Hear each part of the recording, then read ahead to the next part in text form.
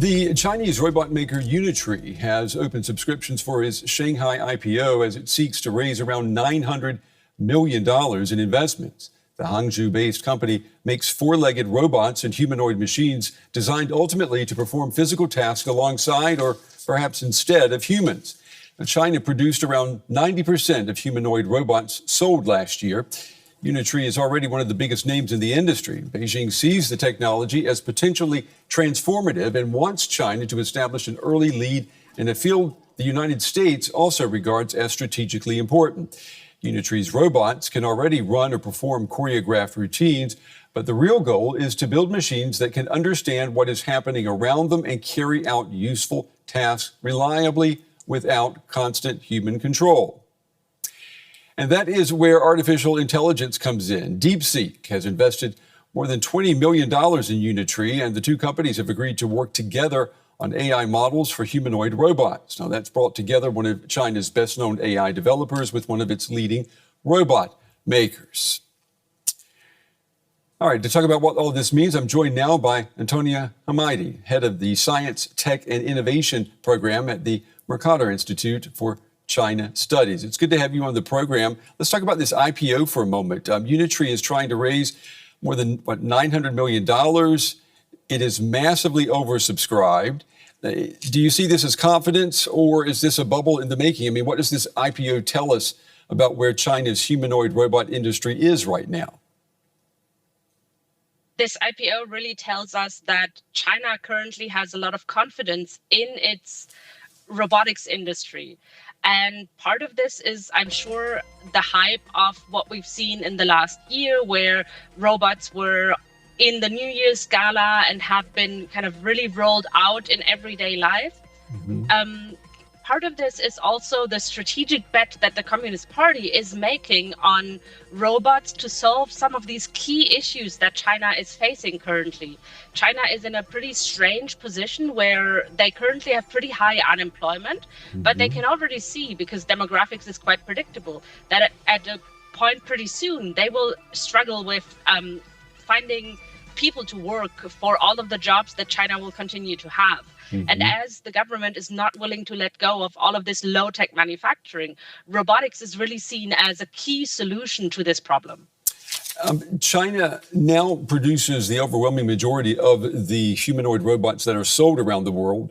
Are they ahead technologically, or can it just build these robots more cheaply and at greater scale? China currently isn't ahead technologically on humanoid robots or robots in general. Instead, what we see is that China is the locus of many of these industries that are similar, that have overlapping parts. Those are the drone industry, but also the EV industry, where you also have kind of some sort of self-driving cars, self-driving drones, or some sort of automation, if you want, and also, of course, batteries, which are one of the key really limiting factors of any kind of robots.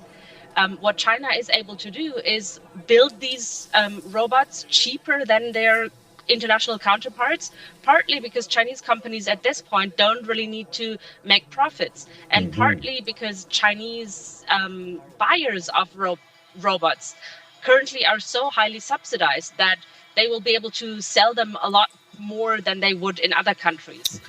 In China, the threshold for buying a robot currently isn't necessarily it's more efficient than kind of hiring a person. It is more that this is something a robot could be doing.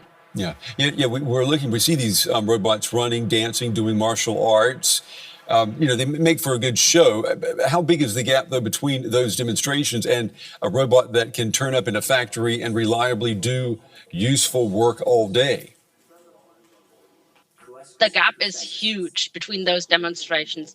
Most of those demonstrations are either remote controlled or pre-programmed. So they don't respond to what's going on around them.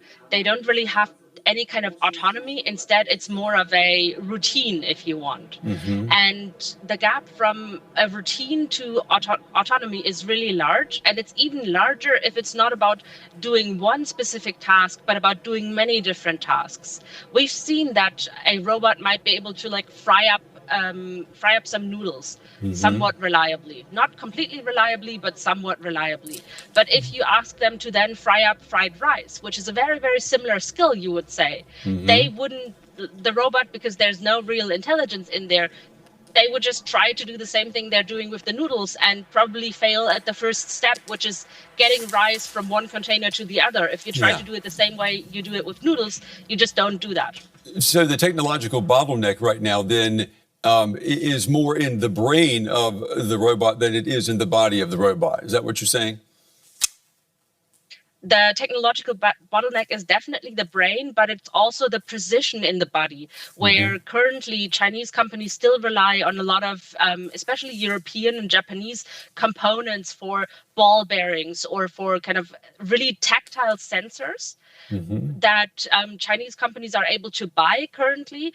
But the intersection of how do you get these sensors to then reliably kind of send data to the brain and then also compute what is the next step that needs to be done and send this to all of these actuators and linear motors that are kind of making robots move. Yeah, it's a very good point. Let's talk about DeepSeek for a moment. It's now investing in Unitree, and the two companies, they say that they're going to develop AI models for humanoid robots together. How significant could this be? It's a little bit unclear how significant DeepSeek specifically will be, because DeepSeek doesn't have a multimodal model. So when we compare between different kind of models, we often think about one of the models is a language model only, and DeepSeek so far has really been focused on language models. And then there are multimodal models that also include vision in some sense. And robotics really needs vision almost more than language models, if you want. So this to me signals that DeepSeek wants to go in that direction. And currently there's really two kind of main frameworks for developing autonomous robots. One of them is to start from one task and then scale up. And the other one is to try and build a kind of virtual world that can represent the physical world and then have these robots train themselves in this virtual world. China is currently really focusing on kind of small tasks and hoping to scale them up. But this partnership with DeepSeek might indicate an idea of building up a world model that would then allow kind of robots to experiment in this virtual space. Yeah, I mean, could combining China's AI companies with its manufacturing strength, could that close the gap here, particularly the software gap? I think the software gap could be closed by combining the AI companies with its manufacturing strength. At the same time, though, everyone is still relying on NVIDIA hardware, but also the firmware and the kind of frameworks that come with NVIDIA.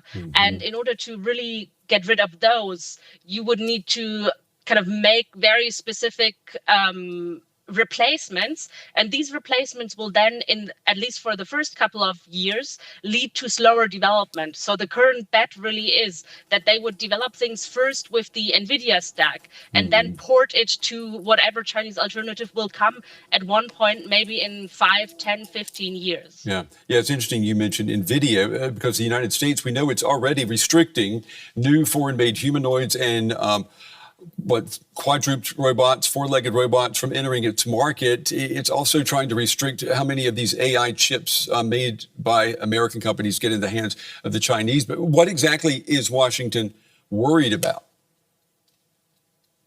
Washington is worried about the fact that within China, it is very difficult or almost impossible to make sure that something doesn't end up in the military.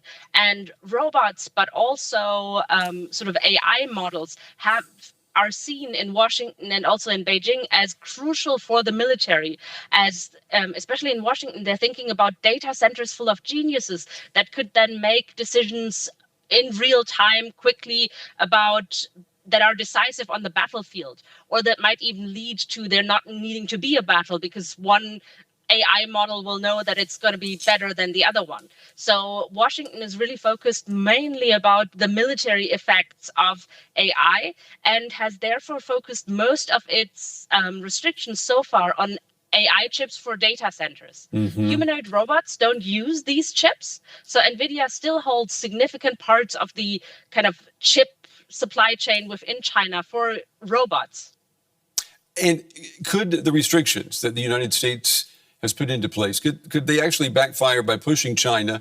I mean, China has access to NVIDIA chips, but could China be motivated by this to replace NVIDIA and other foreign technology faster and to build a completely domestic robotics ecosystem?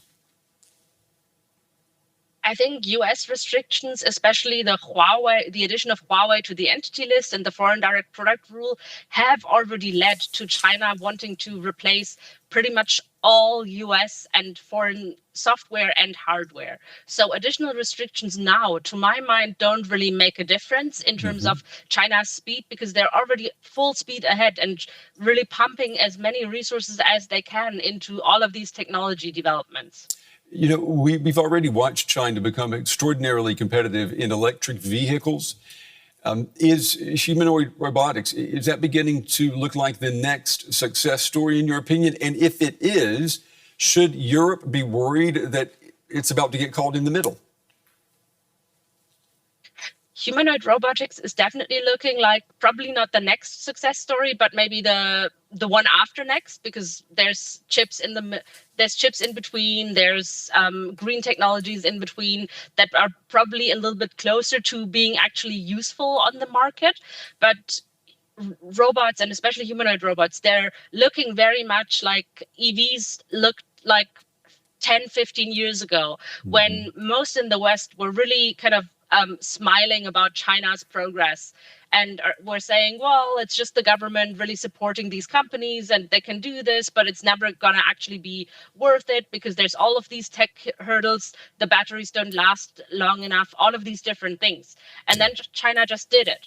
And EVs and the low profits that EV makers currently have are actually one of the reasons why some of them are investing so much into robotics, because they are seeing, well, we need to find a way to utilize our production capacity for other things that might be more in the favor of consumers, but especially the regulator, in the sense of, and therefore hopefully make more profits than they currently are. So China's current prowess in EVs is really leading to future prowess in humanoid robotics. Now, that's a bet, and it might not work out in the end, because there's actually many reasons to think about why should humanoid robots be the ones that actually make it. Is bipedalism, so like having two legs, actually the best way of doing most of these tasks? The big advantage is, of course, that you wouldn't need to change the way a factory is laid out if it is laid out for people.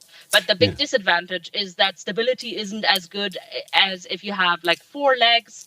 So it might be a bet that doesn't necessarily kind of work out. But even if the humanoid robot bet doesn't work out, all of these companies, including Unitree, are also looking at other forms of robots. Yeah, it'll be interesting to see where this goes. It'll be interesting to see, too, when we all buy our first personal robot, if that robot will be made in China. I guess we'll find out one way or the other. Antonia Amadi, it's good to have you on the program. We appreciate your insights into this. Thank you. Thank you for having me.